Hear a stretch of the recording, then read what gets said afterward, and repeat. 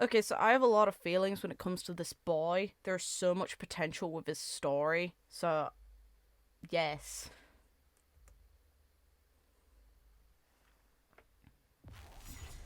Once more, I have lost my heart.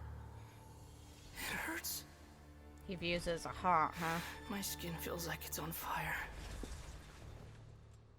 Burning me alive. Turning me to ash. You mean, you wish you had a heart? Have you ever heard this story before? There once was a puppet soldier whose greatest wish was to be with the ballerina doll forever and ever. But the soldier didn't have a heart and didn't know where his feelings came from. One day, his owner didn't want him anymore and threw him away into a fire. But even in the flames, his eyes never left the ballerina. The next day, the people found a tiny heart in the ashes left by the fire. This is based on a real story, isn't it? Probably ashes in the shape of a heart. But that's not a real heart. Maybe, but what if hearts can be born from ashes?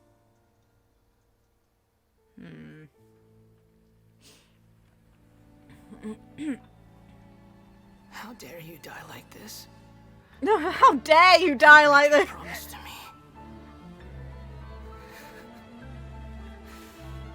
What a joke. It's just ashes.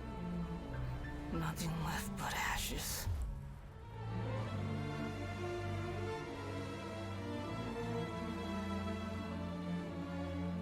If only I could have burned to death in that fire too. No. In fact, I wish I'd never been born at all. Oh. Oh. Is that the boy? Yeah, it is. Never been born at all. Is that really all you wish for? Nice. Okay. So, I'm pretty sure I've heard that story before, but I don't know if I'm like talking out of my or if I'm right. But the version of the story I remember is where both the ballerina doll and the toy soldier get burnt and leave a heart behind. I'm trying to think of who made the story though, which is really annoying.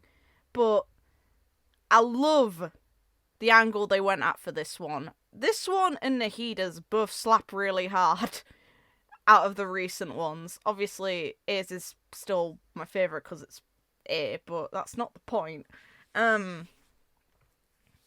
So, to break it down, he's associating the idea of being able to love anyone else and be loved to having a heart, which he saw the Gnosis as. So his belief is that if he had been given the Gnosis from the beginning, then he would have been loved through his entire life. The fact he was not given it was a sign of hatred almost from A, and onwards, because he did not have the Gnosis, other facets of his life broke apart too. So he's attributing human emotions to having the Gnosis, just like how we attribute our emotions to having a heart. But in actuality, a heart isn't what dictates us having those feelings in the first place, it is just what we use to represent it. It's just a muscle that pushes blood around our bodies. It doesn't serve any purpose when it comes to how we feel about other things.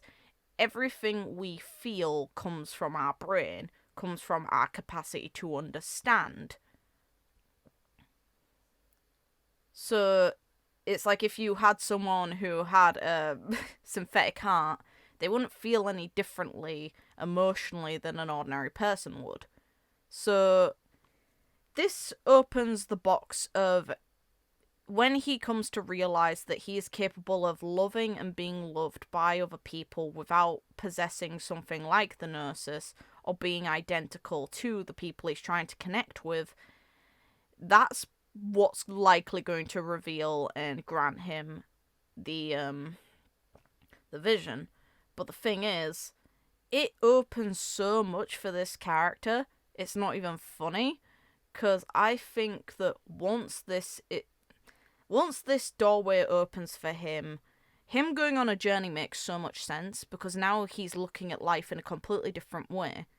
And that's powerful, because things can only get better if you are willing to see them as improving and make steps forward yourself.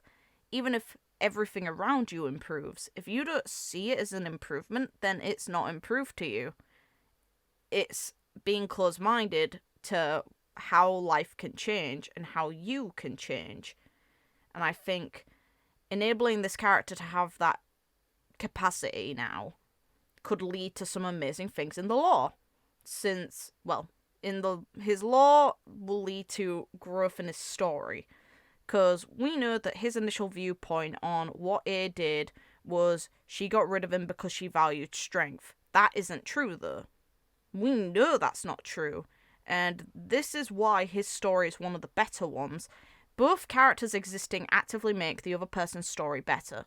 Because from his perspective, A abandoned him, but from her perspective, upon his birth, she saw him cry and decided that the duty she was going to leave him to was too cruel because it would have led to his isolation, and thought that letting him go would have led to a happier existence. And she actively chooses to not raise a hand to anything he does. So his actions with for Karsan, his actions towards the Raiden Gokuden, even if A knows the truth about those incidents, which I don't believe she does, there isn't anything I've seen within the game itself that implies she does, but even if she knew, she still likely wouldn't raise a hand to him. Why? Because she doesn't want to be so cruel to an object she created, someone who has to exist now because she basically put them into this world. She doesn't view their relationship the same way that Kunikuzushi does.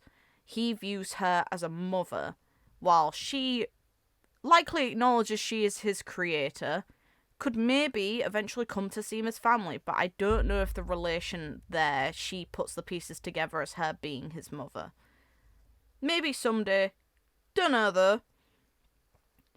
But the fact is, now he might be able to, because we know the context of what happened to her that led to her decisions, so the loss of all her friends, and then eventually the death of her sister, which changed how she wanted things to go. She decided she could not bear it anymore, and that by progressing, Inazuma was only going to face more tragedy, and could end up like Kanaria, which led to her deciding, okay, I need time to think, I need time to be away, Inazuma needs to stay the same. And it was only relatively recently the Sakoku Decree and the Vision Hunt Decree happened. I am going to stop the things that actively end up getting people hurt. If they stay within Inazuma, they're safe. If they don't have ambitions, they will be heartbroken when they don't come into fruition. Her actions were done only from a place of empathy.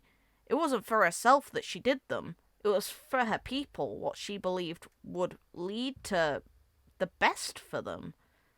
And yeah, she got proven wrong in the end, but that doesn't mean that the place it came from was wrong. If anything, she was pretty right about quite a few points, but her approach on it actively grated against what the people wanted. Which, in the end, all she wants is to protect Inazuma forever, so how they feel about what she's doing matters. So now we're in this juxtaposition where we see her create a vessel to house the Gnosis because she couldn't keep it with her because it wouldn't also be able to fit in with the sword that now housed her consciousness after she gave up her divine form. Okay, I'm going to make this puppet that will be a prototype for my own vessel. The thing is, we don't know if Scaramouche having feelings is the reason why she created that alternative way to house her mind.